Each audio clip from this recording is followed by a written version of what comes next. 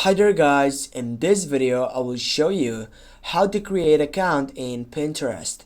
Firstly, as you can see right here, it will shows up the selection on it. As you can see guys, I have just logged in by my Google account because I don't want to get and create account. This is the most easiest way to get out from, and then just go for next, or you can just go cancel. I will go next. Here you need to choose pics, in which it will shows up whatever is the most site. Now guys, as you can see here, I have just logged in, or I have created an account on Pinterest.